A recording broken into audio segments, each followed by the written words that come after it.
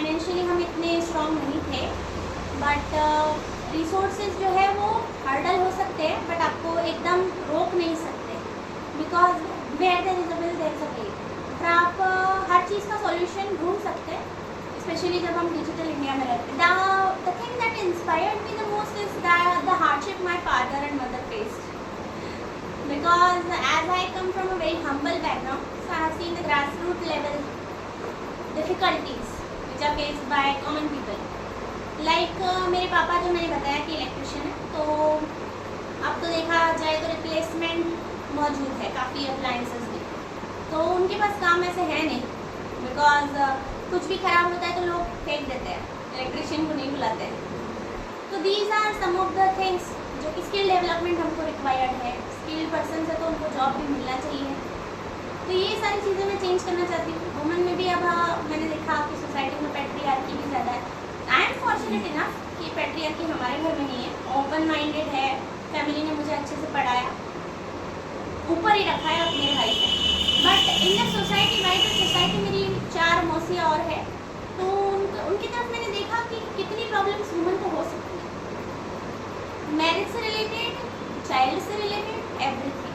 सन मेरा प्रेफरेंस था, सो इसलिए मैंने सोचा कि सिविल सर्वेंट जो है वो एक बेस्ट अपॉर्चुनिटी होती है to reach at the grassroot level and bring change in the society. ये मेरा 3rd अटेम्प्ट है, फर्स्ट मेंस था एंड फर्स्ट इंटरव्यू था। Daily routine I must say that मेरे पापा की वजह से I am very discipline, so हमारा रूटीन बहुत डिसिप्लिन है, even drinking water at a discipline time, so वो हैबिट है। सो प्रीलिम्स के पहले तो मोस्टली 9 आवर्स ही रहा है, एंड आई विल रिकमेंड कि 9 आवर्स ही होना चाहिए, एग्जैगरेट नहीं करना है एकदम कि 12 आवर्स पढ़ना है, 13 आवर्स पढ़ना है। बट हाँ, प्रीलिम्स के बाद अगर आप प्रिपेयर्ड नहीं है मेंस के लिए, तो मैं कहूँगी कि आपको स्ट्रेच करना होगा, 12 घंटे तो करने होंगे, कि आपको आंसर राइटिंग भी करनी है, प्रैक्टिस भी करनी है। एंड उसके बाद मेंस का अगर रिजल्ट आ जाता है, फॉर्चुनेटली आप क्लियर करें, इंटरव्यू को थोड़ा ईजी पीजी ले, थोड़ा कम्युनिकेशन स्किल पे ध्यान दें। उसमें स्टडी टाइम में आपको कम्युनिकेशन इंक्लूड करना होगा। मोस्टली स्टैटिक रिसोर्सेज है, जीएस के लिए जो होती है, नॉर्मली पॉलिटी के लिए लक्ष्मीकांत होती है, उसके लिए स्पेक्ट्रम, और ancient India, medieval India Satish Chandra ji की, ज्योग्राफी के लिए एनसीईआरटी होती है 11th-12th की, इकोनॉमिक्स के लिए मैं रिकमेंड करूँगी मृणाल सर के वीडियोज़ जो कि यूट्यूब पर फ्रीली अवेलेबल है, पूरी सीरीज़ है। और इकोनॉमिक्स के लिए मैक्रो इकोनॉमिक्स तो है, वो बाइबल है, तो वो तो पढ़नी चाहिए। और करंट अफेयर्स के लिए न्यूज़पेपर डेली रीड करें। मैंने न्यूज़पेपर से नोट्स बनाए क्योंकि मैंने ज़्यादा बुक्स खरीदी नहीं है, बताया जैसे कि मैं मिनिमम रिसोर्सेज यूज़ करती हूँ ताकि बजट में आ जाए वो, एंड मोस्टली जो है उसको वाइडन करती हूँ by with the help of newspaper. उसमें एडिटोरियल्स है, तो न्यूज़पेपर से हम बना सकते हैं। मैंने 2-3 रजिस्टर ऐसे बड़े बड़े बनाए हैं 500 पेजेस कितने, तो वो आपको यूटिलाइज होगा प्रीलिम्स में भी, मेंस में भी। आप ये देख के शॉक होंगे कि न्यूज़पेपर से भी प्रीलिम्स में आएंगे सवाल। ऑप्शनल के लिए मेरे रिसोर्सेज में मोस्टली मेरा ऑप्शनल सोशियोलॉजी है, एंड रिसोर्सेज जो है वो इसमें भी ज़्यादा नहीं है। एक ऑक्सफोर्ड की डिक्शनरी है सोशियोलॉजी की, नितिन सांगवान जी की essential sociology. This I must say that it is also a Bible और सोशियोलॉजी होनी चाहिए। एंड थोनिकल के PYQs आते हैं 16 ईयर्स, वो भी मस्ट है, PYQs होने चाहिए ऑप्शनल के लिए आपके पास। एंड बस इतने रिसोर्सेज रेफर किए ऑप्शनल के लिए। थोड़ा शॉकिंग हो सकता है बिकॉज ऑप्शनल के लिए काफ़ी बड़ी बुक लिस्ट होती है, बट अगर आप नहीं खरीदना चाहते हो तो इग्नू रेफर करें, डाउनलोड करें, सब कुछ डिजिटली अवेलेबल हो जाएगा।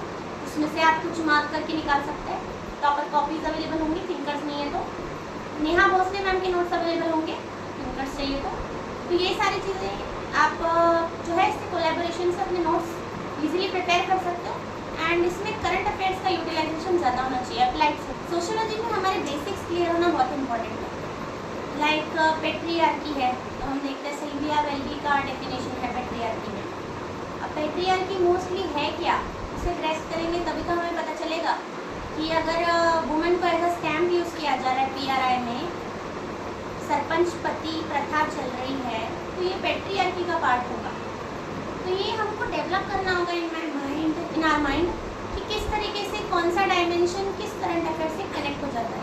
I prefer mostly 11th-12th NCERTs अगर आपका फाउंडेशन बहुत ज़्यादा वीक है तो आप पढ़ भी सकते हैं, ऐसा बुरा नहीं है। कलरफुल बुक्स आती है, पढ़े आराम से, आपके पास टाइम है तो definitely you can read it, beautifully written है। बट हाँ, अगर आपके पास टाइम कॉन्स्टेंट है एंड आपको अच्छा बेसिक फाउंडेशन है तो आई विल रिकमेंड दैट आप 11th-12th की NCERT पढ़ें। और इसमें भी मोस्टली इंपॉर्टेंट सब्जेक्ट्स जो है, जैसे कि हिस्ट्री में मैंने बताया ओल्ड NCERT ज़्यादा काम की। उसी तरीके से पॉलिटी में जो है आप पढ़ सकते हैं कॉन्स्टिट्यूशन एक्ट वर्क। ज्योग्राफी के लिए 11th-12th की NCERT मस्ट। इकोनॉमिक्स के लिए माइक्रो भी पढ़ना चाहिए, लोग उसे स्किप करते हैं, बट माइक्रो से आपका कौन सा गुड है, किस तरीके से इकोनॉमी चल सकती है माइक्रो लेवल, तो वो कॉन्सेप्ट क्लियर हो जाता है। तो NCERT 11th-12th की तो मस्ट है। बाकी as your so before my prelims I used to write answer on Insight IAS। Insight IAS is a free platform, तो डेली वो क्वेश्चंस पोस्ट करते हैं एंड आप उसमें आंसर्स फ्री में डालिए। पीयर्स जो है वो आपके आंसर्स चेक करते हैं। पीयर्स होता है ना हमारे जैसे एस्पिरेंट भी लिख रहे हैं, तो आंसर चेक करके वो फीडबैक वहाँ डालते हैं। तो ये बहुत हेल्पफुल हो जाता है कंसिस्टेंसी बनाने के लिए। As I will say that rarest of rare human quality is consistency. So consistency बहुत रिक्वायर्ड है। मैंने भी आंसर राइटिंग की इनसाइट IAS पे, इनसाइट IAS पे पोस्ट करती थी, फिर वहाँ पे उनके भी होते हैं टीचर्स जो कभी कभी हमारे चेक करते हैं एंड आपको गलतियाँ बताएंगे। तो ये किया जा सकता है आंसर राइटिंग के लिए बिफोर प्रीलिम्स। और प्रीलिम्स के लिए strategy solving MCQs are is very important. Static को रीड करना, रिवाइज करना, स्टैटिक को ये समझना कि यही सब कुछ है, बिकॉज इसमें से ही मोस्टली क्वेश्चन बन के आने वाले हैं। बाकी जो आएंगे वो अनकन्वेंशनल होंगे, वो हमारे हाथ में नहीं है। बट हाथ में जो है वो निकल गया तो फिर आपको लगेगा कि ये तो किया जा सकता, तो वो नहीं होना चाहिए। मेंस के लिए एक बार प्री निकल गया तो उसके बाद मेंस के लिए आपको आंसर राइटिंग करनी है। आंसर राइटिंग के लिए अब फिर से PYQs बहुत ज़्यादा इंपॉर्टेंट 10 ईयर्स के तो करने ही हैं। मेंस के लिए आप आंसर लिखिए, आपको टेस्ट सीरीज लेनी है तो आप ले, ना लेनी है तो मैंने तो नहीं ली, तो आप भी स्किप कर सकते हैं, आपके बजट कॉन्स्टेंट है तो ना ले।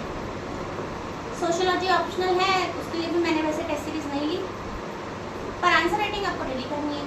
अब रिव्यू किससे कराया जाए, तो हमारे सीनियर्स होते हैं, फ्रेंड्स होते हैं जो हमारे साथ पढ़ते हैं, उनको ज़्यादा नॉलेज आएगी, तो आप उन्हें बताइए कि मैंने लिखा है, तो वो आपको रिव्यू करके देंगे कि क्या इसमें गलत है, क्या इसमें सही है। तो उनको भी ज़्यादा डिस्टर्ब नहीं करते। वैसे 10 में से एक आंसर भेजिए, उनका रिव्यू लीजिए और उस पर आप काम कर सकते हैं। तो इस तरीके से मैंने प्रोसीड किया मेंस के लिए।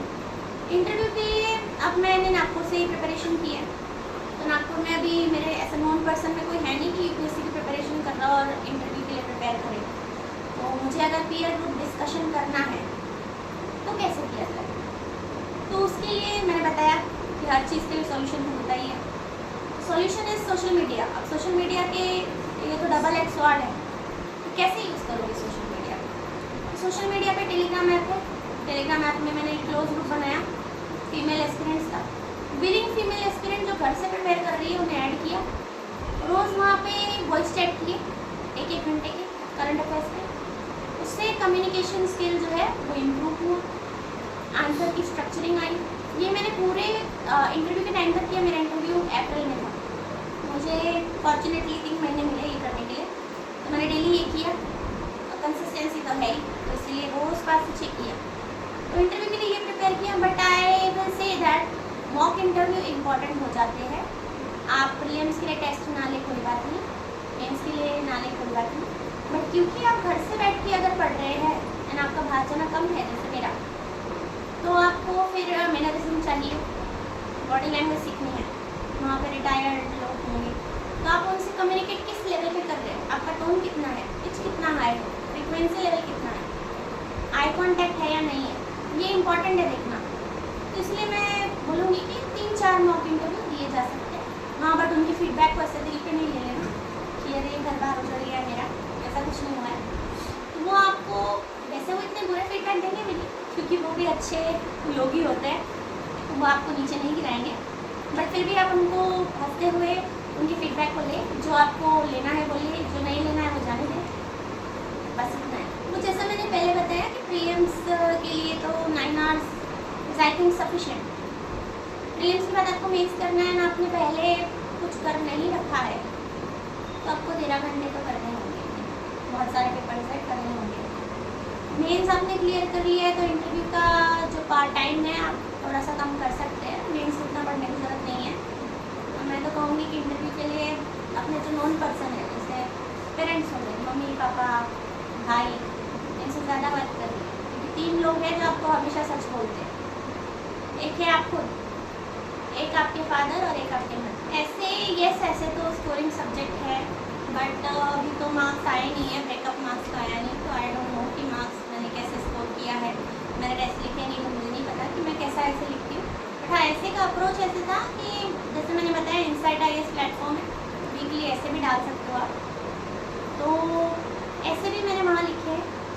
प्रीलिम्स के बाद उन्होंने और एक अच्छा इनिशिएटिव शुरू किया, कंपटीशन करवा रहे थे, ऐसे डालिए एंड आपको 1000 रुपीज़ का इनाम। तो काफ़ी ऐसे डलने लगे 500 अराउंड, और वो सारे बच्चे मेंस लिख रहे, तभी तो ऐसे डाल रहे हैं। तो उसमें मुझे 3 बार फर्स्ट प्राइज़ लग गया 1000 रुपीज़। इससे ये पता चलता है हम सही जा रहे हैं। एंड साल भर भी मैंने हर हफ्ते ऐसे लिख के इनसाइट्स पर डाला है। अब इनसाइट्स पर डाला है इस उम्मीद में नहीं कि वो चेक करेंगे या कोई नॉन पर्सन चेक करेगा, इस उम्मीद में कि I should be consistent with this also. तो ये मैंने किया। अब दूसरी चीज़ मैंने क्या की कि इसको मैं कन्वर्ट करती थी हिंदी में, मतलब जब मैं बता रही हूँ तो बताते वक्त मैं कन्वर्ट करके हिंदी में बताती थी अपने पापा को। तो मेरे पापा वैसे तो ज़्यादा पढ़े लिखे नहीं है, बट एक्सपीरियंस तो उनको बहुत ज़्यादा है उससे। तो मैंने इंट्रो कन्वर्ट करके बताया, कंक्लूजन, तो जैसे वो बोलते हैं फ्लोर नहीं आया, ऐसे लग रहा है इधर कुछ लिखा है इधर कुछ लिखा है, उस पर काम किया। अगले हफ्ते दूसरा बताया, फिर बोलते हैं इंट्रो में मज़ा नहीं आया, कंक्लूजन अच्छा था, तीसरा बताया। ऐसे मैंने इम्प्रूव किया उनके डायरेक्शन पे भी, और इम्प्रूव करते करते जब मैंने प्री के बाद लिखा तो मैंने जैसे बताया प्राइस लगने लगे, मुझे लगा ठीक है सही चला है। करंट अफेयर्स के बारे में तो न्यूज़पेपर तो डेली पढ़ने चाहिए। मैंने न्यूज़पेपर्स में से नोट्स भी निकाले हैं, एडिटोरियल आते हैं उसमें काफ़ी अच्छे पॉइंट्स आएंगे, डेटा आएगा, उसको लिख के रखती हूँ मैं। वैसे बाकी बच्चे रख सकते हैं, नहीं रखना चाहे तो भी कोई बात नहीं, कंपाइलेशन अवेलेबल होती है फ्री में।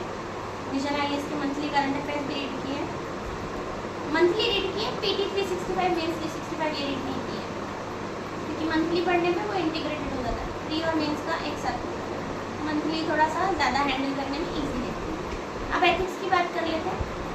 तो ethics GS score as you said dynamic होता है, बट आपको कीवर्ड्स पे ग्रेस्प होना चाहिए, इंटीग्रिटी, अकाउंटेबिलिटी, एम्पैथी, इस पर आपका ग्रेस्प होना चाहिए। कलेक्ट करें, कोड्स कलेक्ट करें, आपको वो एक्स्ट्रा मार्क चाहिए जो आपको एक अलग कैंडिडेट बनाता है। इस साल 14,000 में से 3,000 सेलेक्ट हुए थे इंटरव्यू, तो रेशो आप देख सकते हैं कितना है, आपको किन कैंडिडेट से बेटर परफॉर्म करना है, तो वो आधा 1 मार्क आपको कैसे भी एथिक्स में भी लाना होगा। माइक्रो डायग्राम्स बनाए, कंक्लूजन एकदम ग्लॉसी कर दिया, इंट्रो कंक्लूजन को जोड़ दिया, एग्जाम्पल्स लिखे हैं, रियल लाइफ इंसिडेंट्स लिखे हैं, तो ऐसी काफ़ी चीज़ें एथिक्स में की जा सकती है। एथिक्स को बहुत ज़्यादा क्रिएटिवली ब्यूटीफुल बनाया जा सकता है। I think it is my favourite. CSET तो मेरा ब्लंडर रहा है। जैसे फर्स्ट अटेम्प्ट में मैंने इतना ज़्यादा टाइम नहीं था, सितंबर 2021 से शुरू किया, तो 6-7 मंथ्स में मैंने प्री दिया, तो स्टैट से शुरू करके ये मिसकॉन्सेप्शन मेरा दूर हो गया कि किया जा सकता है, तो नहीं हुआ प्रीलिम्स। GS में 4 से 5 मार्क्स से रह गया था। उसके बाद CSET जब मार्कशीट आई, बहुत दिनों बाद आती है अगले साल, तो पता चला मैं CSET पे भी बाउंड्री में थी, तो मैंने CSET पे उस साल भी काम नहीं किया था, सिर्फ GS पे काम किया था। तो नेक्स्ट अटेम्प्ट में मेरा GS निकल गया एंड मैं काफ़ी कंफर्टेबल मार्क्स से ऊपर थी। आई थिंक 75 प्री की कट ऑफ है, मेरे अराउंड 95 थे, बट CSET में 60 थे, तो CSET मेरा वहाँ पर भी गया। तो CSET की I think I have a perfect strategy how to clear. CSET में आपको देखना है PYQ, इसमें भी बहुत इंपॉर्टेंट है, काफ़ी चीज़ें रिपीट होनी है, एग्जैक्ट नहीं बट हाँ थ्योरी तो रिपीट होनी ही है। कभी कभी वो पेपर जो है एकदम अजीब सा डायनेमिक कर देंगे, परमिटेशन कॉम्बिनेशन बढ़ा देंगे, इसका मतलब ये है आप बेसिक कुछ भी छोड़ नहीं सकते, कुछ तो आना ही चाहिए। तीसरी बात ये है कि आप देखिए कि आपका होल्ड किस सब्जेक्ट पे आता है। 3 है मैथ्स, रीजनिंग एंड कॉम्प्रहेंशन। किसी का कॉम्प्रहेंशन बहुत अच्छा होता है, जैसे मेरा कॉम्प्रहेंशन बेस्ट पार्ट है, तो पहले वो निकालना है कि हमारा बेस्ट पार्ट क्या है। उसके बाद उसको कभी भी गिरने नहीं देना, क्योंकि वही मार्क्स आने वाला है। और आपका जो वर्स्ट पार्ट है उसमें देखिए कि आपको कितने अटेम्प्ट करने होंगे, उसमें आपका कौन सा ईजियर पार्ट होगा, उसको कैसे आप सॉल्व कर सकते हो। अब मैं बोलूँगी कि PCS पाठशाला, IAS PCS पाठशाला करके यूट्यूब पे है राहुल सर का, उसमें PYQ देख सकते हैं। स्टडी IQ IAS पे भी डले हुए हैं वीडियो, वो सब्जेक्ट वाइज है, परमुटेशन के अलग, कॉम्बिनेशन के अलग, इंटीजर्स अलग डले हुए हैं, न्यूमेरिक सिस्टम अलग डला हुआ है, तो वो भी रेफर कर सकते हो अगर आपके वो पॉइंट वीक है तो टाइम यूटिलाइज करने का है। तो CSET के लिए, CSET को मैंने थोड़ा एक्स्ट्रा टाइम दिया है इस साल, तो इस साल आई थिंक वो हुआ भी तब हम 100 CSET में आ गए थे, तो आई थिंक डबल हो गए थे CSET में मेरे मार्क्स। तो हाँ, इतना कर सकते हैं CSET के लिए। CSET को कभी भी निगलेक्ट नहीं करते। प्रीलिम्स से पहले तो मैंने नोट्स नहीं बनाए हैं, बट हाँ थोड़े थोड़े नोट्स बनाने भी चाहिए मेंस के लिए, थोड़े थोड़े करके मेंस के लिए इकट्ठा हो गए थे वो। प्रीलिम्स के लिए मैंने नोट्स नहीं बनाए प्रॉपर्ली। प्रीलिम्स में स्पेक्ट्रम में टिक कर लिया, दोबारा रिवाइज किया, दूसरे पेन से टिक कर लिया, तीसरी बार रिवाइज किया, तीसरे पेन से टिक कर लिया, अलग अलग कलर के पेन, हाइलाइटर से हाईलाइट कर लिया, उसको बार बार रिवाइज किया। और रिवीजन का मोस्टली आपको रिवीजन कैसे करना चाहिए, वैसे ये मेरी स्ट्रेटेजी है, आप अपनी भी देख सकते हैं according to your comfort. Revision एक इम्पॉर्टेंट एस्पेक्ट है, इसलिए बता रही हूँ। फर्स्ट अटेम्प्ट में मुझे किसी ने नहीं बताया था। रिवीजन करने के लिए सबसे पहले दिन का जो पढ़ा है रात में रिवाइज करें, आज जो पढ़ा है उसे कल भी रिवाइज करें, एक हफ्ते बाद जो पूरे हफ्ते पढ़ा है उसे भी रिवाइज करें, एक महीने बाद जो पूरे महीने पढ़ा है उसे भी रिवाइज करें। और जैसे ही बुक खत्म होती है बुक को दोबारा रिवाइज करें। ऐसा लगता है टाइम कंज्यूमिंग है, पर ये आपकी मेमोरी में फिट हो रहा है, ये आपको बहुत यूज आने वाला है। एंड ये भी मैं कहना चाहूँगी कि UPSC की पढ़ाई जो है वो आपका डायरेक्शन बदलती है, आपकी सोच को एक्सपैंड करती है। तो ये बुक्स नहीं है, ये आपका नॉलेज है जो बढ़ रहा है। तो हाँ, इसमें कंजूसी ना करें, रिवाइज तो करें हर बार। पर्सनैलिटी टेस्ट में मेरा अच्छा एक्सपीरियंस था।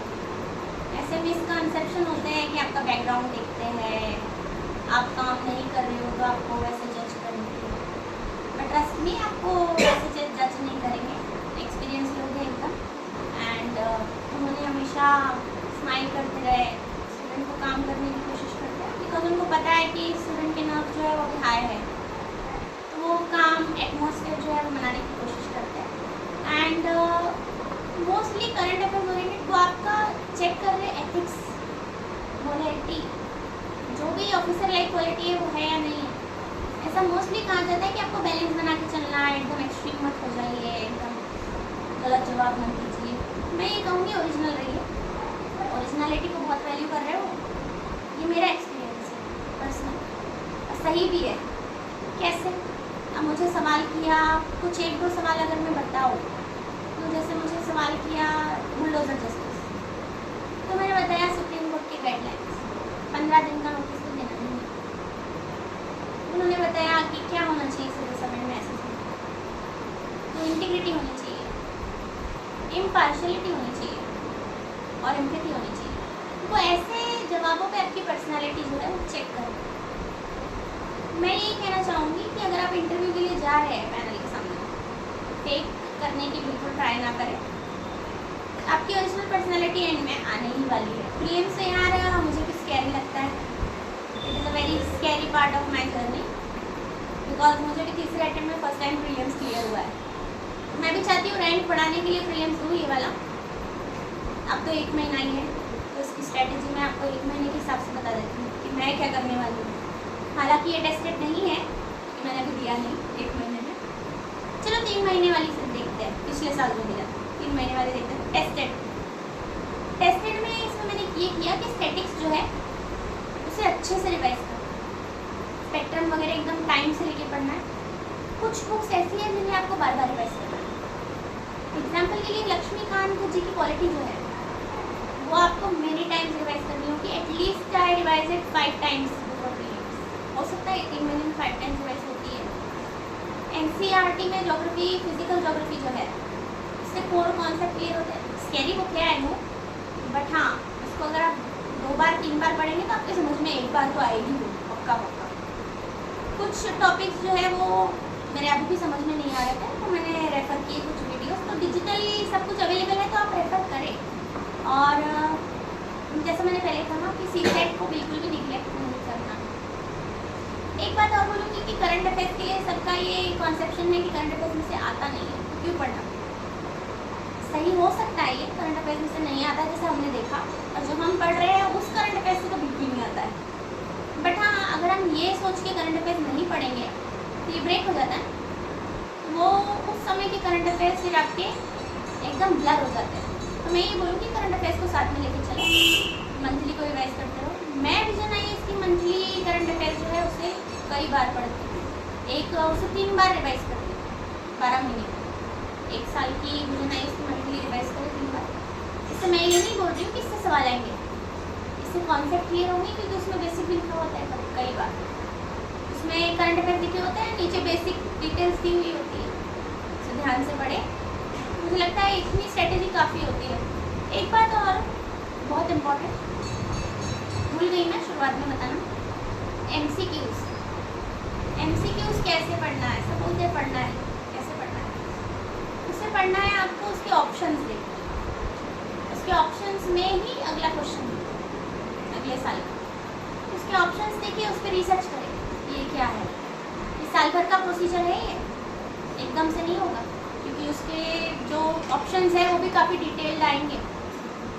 इंस्क्रिप्शन, अगर अशोका का क्वेश्चन है इंस्क्रिप्शन का, चारों इंस्क्रिप्शन की कुछ और हिस्ट्री है तो वो पढ़नी होगी। ये नहीं बोल रही हूँ कि पूरी हिस्ट्री में एकदम डेप्थ में जाना है, बट एटलीस्ट देख लो कि इंस्क्रिप्शन में लिखा क्या है। PYQ को भी बार बार रिवाइज करो एंड प्रैक्टिस करनी है। 3 राउंड में करती हूँ सॉल्व। फर्स्ट में तो जो आपको आ रहे हैं वो करें, 50 मुझे अराउंड 35 to 40 आ जाते हैं फर्स्ट राउंड। सेकेंड राउंड में जो आपको ऐसे लगता है कि 90 से 80% यही होगा। एलिमिनेशन टेक्निक थोड़ी सी लग जाती है, जितना हम पढ़ते हैं उससे थोड़ी एलिमिनेशन टेक्निक तो डेवलप हो जाती है। 10 to 20 उसमें कवर हो जाता है, 60 तक कवर हो जाता है। सबका स्वीट स्पॉट होता है हिटिंग द बुल्स आई। मेरा 90 है, तो मैं 90 क्वेश्चन तो अटैम्प्ट करती ही हुए हैं, तो अभी 30 बच्चे हैं, तो 30 पे आपको एलिमिनेशन टेक्निक बहुत डीपली लगानी होगी। हर एक सवाल को 2-3 बार पढ़ने बोलते हैं मेरे पापा कि हर एक सवाल को 3 बार पढ़ो, सवाल में जवाब आएगा। यही अप्लाई किया है, हर एक सवाल को 3 बार पढ़ के कुछ ना कुछ याद आता ही है, और एक गट फीलिंग आती है कि अरे ये ही सही होगा। तो हाँ, GS में तो मैं पिछले 2 साल से काफ़ी अच्छा स्कोर कर रही हूँ, तो ये मेरे लिए वर्क किया है, आपके लिए देखिए अगर वर्क करे तो। मेरा लास्ट मैसेज मैं शुरुआत से यही दे रही हूँ जब से सिलेक्शन हुआ है, और अभी भी यही कहना चाहूँगी कि एस्पिरेंट्स को ये मिसकॉन्सेप्शन है, सोशल मीडिया काफ़ी एक्सपैंड हो गया, तो उनको ऐसे लगता है कि सब कुछ कोचिंग से किया जाना चाहिए। दिल्ली जाएंगे तो होगा, कोचिंग लेंगे तो होगा, टेस्ट सीरीज लेनी है तो होगा। तो मैं ये बोलूँगी कि ऐसा ज़रूरी ही नहीं है। अब देख लो, मैंने तो नहीं किया, देख लो एग्जाम्पल, तो सब कुछ आपके पास अवेलेबल हो गया अगर आपके पास फ़ोन है तो। और इंटरनेट पैक तो हमारे इंडिया में सबसे सस्ता है वर्ल्ड में, एज वी ऑल नो। तो इंटरनेट पैक भी आपके पास ज़रूर होगा आई थिंक, अगर आप UPSC की प्रिपरेशन कर रहे हो तो। डाउनलोड करो, आराम से पढ़ो, लैपटॉप ले सकते हो तो ले लो। और इसे कोचिंग को ऐसे मत समझो कि कोचिंग तो करनी ही होगी, कोचिंग नहीं भी करोगे तो ऐसा कुछ नहीं होगा, बहुत सारे फ्री प्लेटफॉर्म भी अवेलेबल है। मैं ये बताना चाहूँगी कि मैं डेली प्रीलिम्स के कुछ क्वेश्चन जो है वो प्रैक्टिस करती थी। कहाँ पे? इनसाइट IAS पे रोज करते हैं 5 IAS बाबा भी मिल जाएंगे डेली। फोरम IAS पे, ब्लॉग फोरम IAS पे भी आपको 10 PM क्विज मिलेगा डेली, 10 क्वेश्चन होते हैं। प्रैक्टिस करें, देखें कैसे नहीं डेवलप होती फीलिंग, बट फीलिंग आपकी ऑलरेडी आपका नॉलेज एक्सपैंड होने वाला है। डेली ये 50 क्वेश्चन करोगे ना, डेली ऐसा लगेगा अरे क्या बोल रही है। और इससे ये गलती मत करना कि आपने जो गलत किया उसे लिख के रख दिया एंड उसे रिवाइज कर रहे हो, ये गलती कभी मत करना। हम यहाँ नॉलेज एक्सपैंड करने नहीं है, हम यहाँ प्रैक्टिस करने के लिए। आंसर गलत हुआ तो क्यों हुआ, सही हुआ तो क्यों हुआ, 10 सेकेंड में देखना और आगे बढ़ना है। Thank you very much.